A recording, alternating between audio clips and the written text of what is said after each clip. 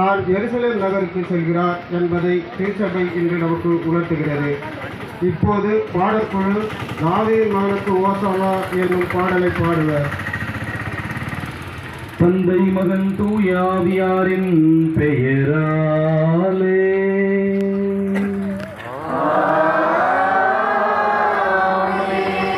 ஆண்டவராகிய இயேசு கிறிஸ்துவின் அருளும் கடவுளின் அன்பும் தூய ஆவியாரின் நட்புறவும் உங்கள் அனைவரோடும் இருப்பதாக.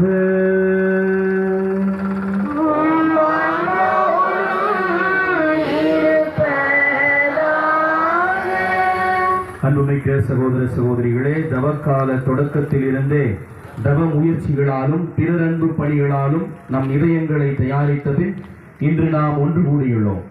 இதனால் நம் ஆண்டவருடைய பாஸ்கா மறை நிகழ்வை, அதாவது ஆண்டவருடைய திருப்பாடுகளையும் உயிர்ப்பையும் உலகளாவிய திரு அவையோடு சேர்ந்து அறிவிக்கின்றோம். இப்பாஸ்கா மறை நிகழ்வை நிறைவேற்றவே அவர் தம் நகரான எருசலேமுக்குள் நுழைந்தார். எனவே மீட்பு அளிக்கும் இந்த நுழைவை நாம் முழு நம்பிக்கையுடனும் இறைப்பற்றுடனும் நினைவில் கொண்டு ஆண்டவரை பின் செல்வோம்.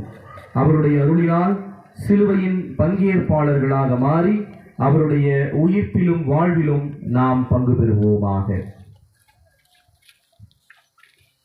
மன்றாடுவோமாக. என்றென்றும் உள்ள எல்லாம் வல்ல இறைவா, இக்குருத்தோலைகளை உமது ஆசியால் புனிதப்படுத்தி அருளும். அதனால் கிறிஸ்து அரசரை அக்களிப்புடன் பின்பற்றும் நாங்கள் அவர் வழியாக நிலையான எருசலேமுக்குள் வந்து சேர ஆற்றல் பெறுவோமாக. என்றென்றும் வாழ்ந்து ஆட்சி செய்கின்ற அவர் வழியாக உம்மை மன்றாடுகின்றோம்.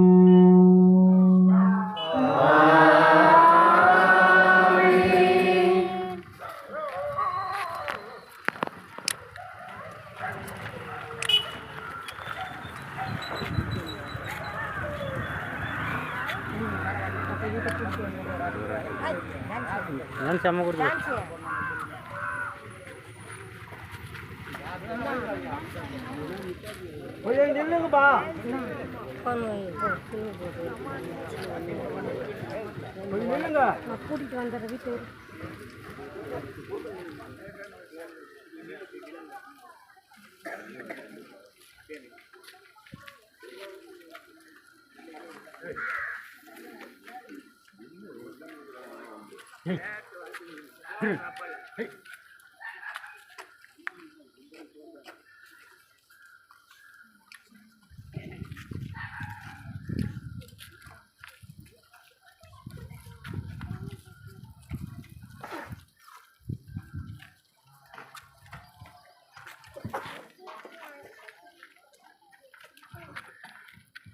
இயேசு கிறிஸ்து மாட்சிமையின் மன்னராக எருசலேம் நகரில் வரவேற்கப்பட்ட நிகழ்ச்சியை அருள் பணியாளர் வாசிக்கிறார். கவனமுடன் கேட்போம்.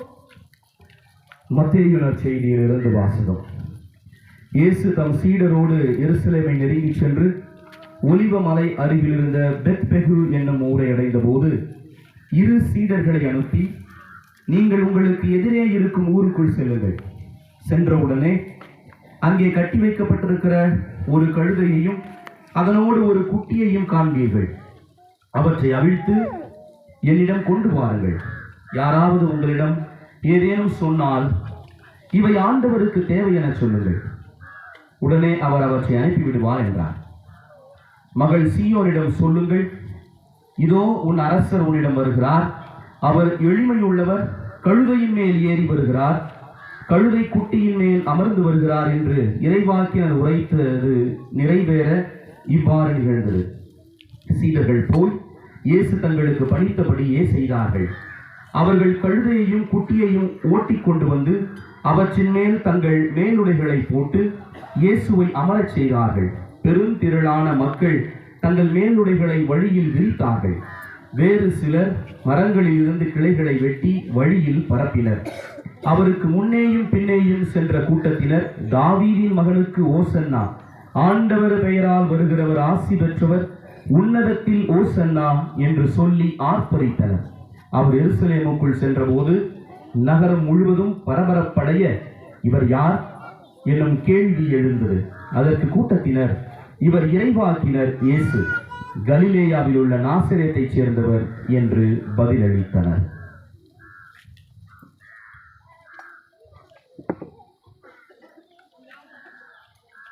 நற்செய்தியில் வாசிக்க கேட்டது இப்பொழுது நம் கண்முன் நிகழப் போகின்றது. எருசலேம் வாழ் இஸ்ரேல் மக்களை போன்று இன்று நாமும் வெற்றியின் அடையாளமாகிய குருத்தோலைகளை ஏந்தி பவனியாக செல்வோம். நம்மை அரசருமாகிய தாவீதின் மகனுக்கு ஓசன்னா, ஆண்டவர் பெயரால் வருகிறவர் வாழி என வெற்றி கீதங்கள் பாடுவோம். அவர் மீது நாம் கொண்டுள்ள நம்பிக்கையையும் அன்பையும் வெளிப்படுத்துவோம். இந்த குருத்தோலை பவனியில் முதலில் பீட பணியாளர்களும் அவர்களைத் தொடர்ந்து அருட்பணியாளர்களும் பின் இறை மக்களும் ஆலயம் நோக்கி பவனியாக செல்வார்கள். பக்தியாக புறப்படுவோம். அன்புமிக்க சகோதர சகோதரிகளே, இயேசுவை புகழ்ந்து ஆர்ப்பரித்த மக்கள் திரளை போன்று நாமும் அமைதியுடன் புறப்படுவோம். அதில் வாழும் கொடிகள் யாவரும் அவர்தம் உடைமையே. ஏனென்றால் கடல்களின் மீது உலகை நிலைநிறுத்திய